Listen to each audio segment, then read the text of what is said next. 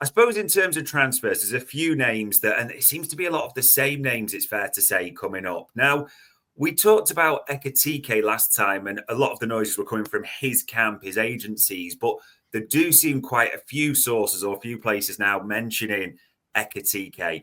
Do you think it is still just agent talk or something really in this one potentially? No, there's definitely something in it. In that, like, as much as it's agent talk and his representatives are definitely driving a lot of this. There's no question that Liverpool would be interested in a player of his quality, his kind of profile. He's doing it in a top 5 European league, really good age. He's scoring goals.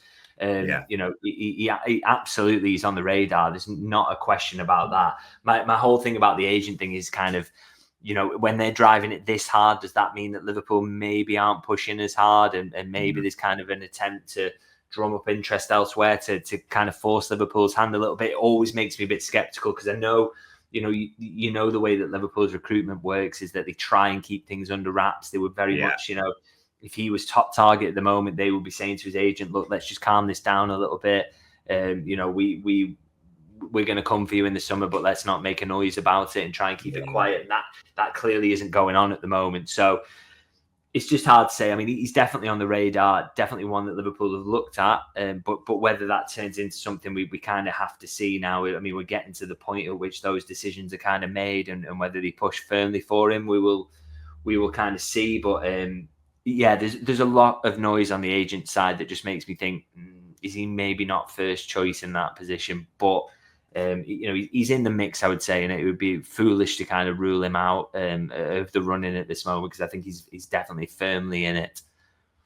Yeah, it does feel that way. And I know there's another player you like him, Matthias Cunha, but speaking of ruling themselves out, he just seems to be doing his best with his actions. I mean, we had the red card, the steward incident, and now almost taking on Wolves fans' social media accounts. It's obviously a talented player, scored again, got a great record on the pitch, all those great things. But does it just not feel like for Cunha, if it is him and he's in the mix, the scales off the field are just tipping in the wrong way? Yeah, I mean, he ticks so many boxes, really. I mean, it's crazy. I mean, he's 25 years old, Brazil international, played for Red Bull Club, scored kind of nearly 30 non-penalty goals across the last 2 seasons in the Premier League for a side who are way down there, so not very good. So he's clearly got so much quality, and he would, you know, for that, if you wanted a Firmino type, he would tick so many boxes. But as you say, the kind of argument to not sign him on a character basis is just building on a weekly basis. Basically, you know, there's always something going on. He's got a suspension, or he's arguing with supporters on social media. I just think, you know, it's such a big part of what Liverpool do. You know, we talk a lot about the numbers and the analysis and the way that you do recruitment, but a lot of it is character based as well. There is a real 50-50 split between the numbers and kind of old school scouting, where they are looking at character, whether you are not a good teammate, or, you know, those sorts of things. They do massively come into it as well. And it just doesn't seem like he's a good character fit for Liverpool in terms of, you know, this is a squad of kind of nice lads who get on with each other and you know, all want to work hard towards a single goal. You know, you don't get that impression from Cunha, or, you know, maybe that impression is wrong and we are kind of reading it wrong. You know, there were Sadio Mane is a good example of a player who, you know, there was bizarrely some attitude chat around him before he came to Liverpool, and then you saw him for Liverpool. There was nothing even close to that. He was phenomenal. So I don't know where that came from. So maybe this is the case but with Cunha, it's so public, isn't it? It's the getting the suspensions for ridiculous decisions. It's kind of the social media stuff that's all laid out quite plainly in front of us, and it just makes me think that Liverpool wouldn't go there, which is a shame, because I think he's a very good player. But I think, you know, as much as that is the case, and he would tick a lot of boxes I feel pretty confident in saying that Liverpool won't sign him now, given everything that's gone on for him this season. Yeah, it does have that strong feeling. I can see Malachi Gregg mentioning about Ferman Lopez, who's an attacking midfielder, but that's not really the name coming up at the moment. And I'll be honest, cards on the table, I'm not a huge fan of this name, but sort of from digging around in the info we've got at Anfield Index, Red Bull, who you mentioned, their attacking midfielder who can also play on the left. Xavi Simons. Dutch, I mean, there's a lot of noise now around this kid that the Dutch connection will be obvious, well liked by Liverpool. There's a lot of suggestions. Thoughts on this one? Have you heard anything on Xavi Simons? Yeah, definitely a player Liverpool like. 100% is on the radar. Again, whether that becomes something this summer depends a lot on kind of competition around him, whether spots where you can fit him in, open up in the squad. I mean, attacking midfield, there's Harvey Elliott, there's Dominic Szoboszlai left wing, there's Cody Gakpo, Luis Diaz. So something's clearly got to give in one of those positions to make the case for signing him.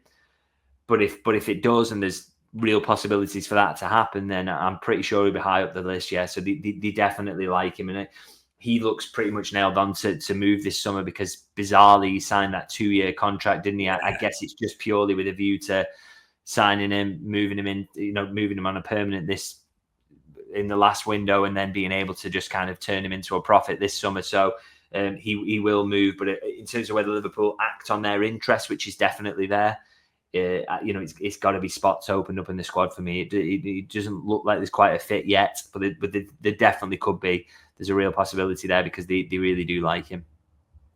Yeah, he does seem a name that is cropped up recently and just won't go away. So you'd be surprised if there isn't anything developing there. And one player that we've talked about before, but David Ornstein mentioned as well that Liverpool have gone on a proper charm offensive around Dean Huijsen, like a lot of clubs, the Bournemouth youngster.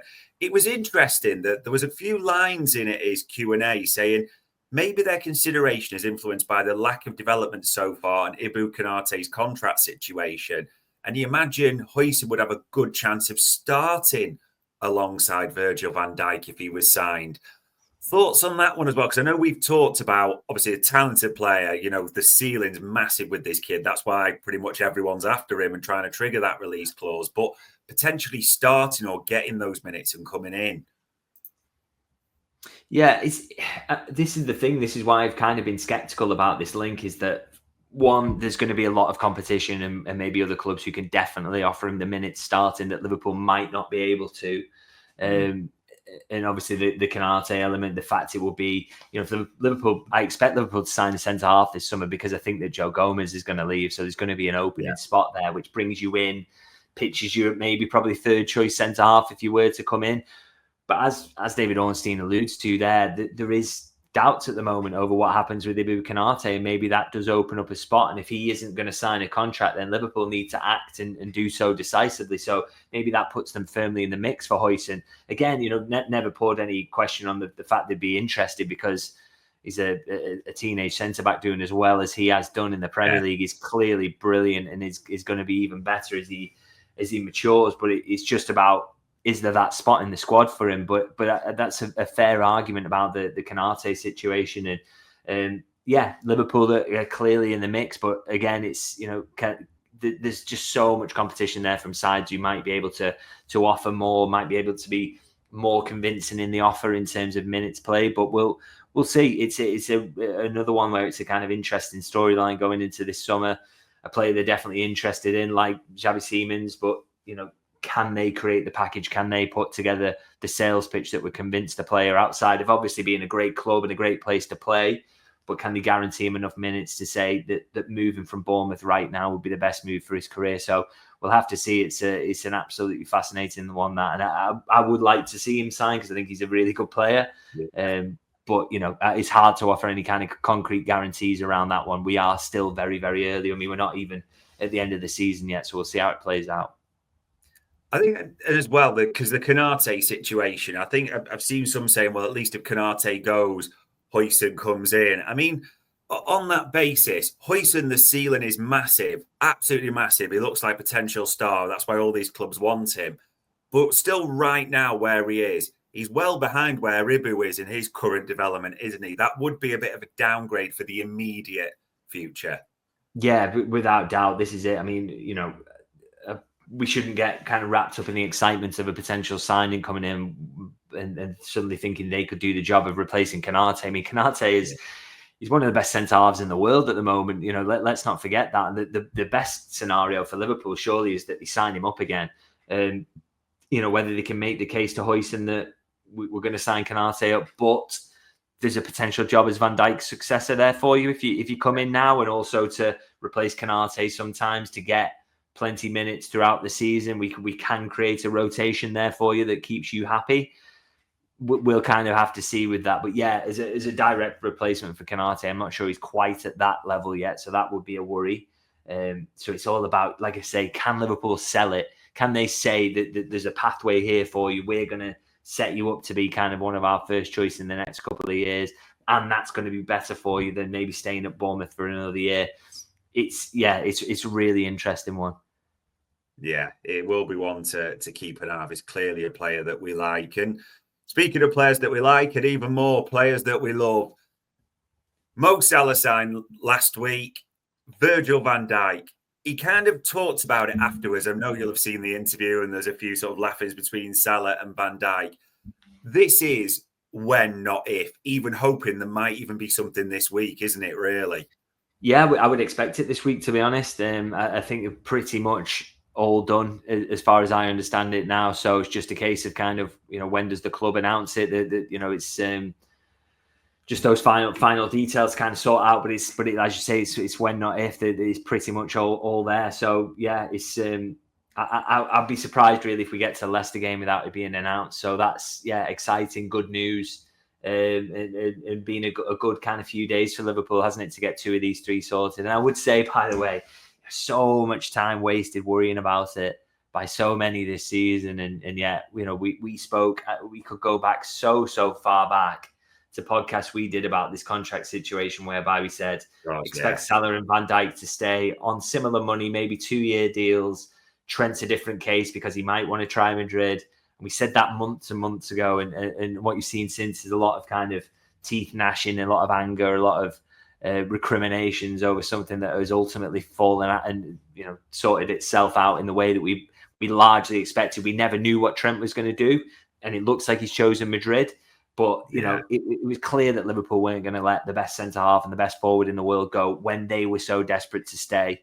And so here we are. It's it's kind of maybe it's a lesson we can all take forward to not waste too much time worrying about these things, because they do generally get sorted, and everybody who was kind of close to it was given the impression to us that was going to be the case. And yeah, here we are with the 2 contracts sorted, and Liverpool can move forward now, and it's a really good start to the summer as well.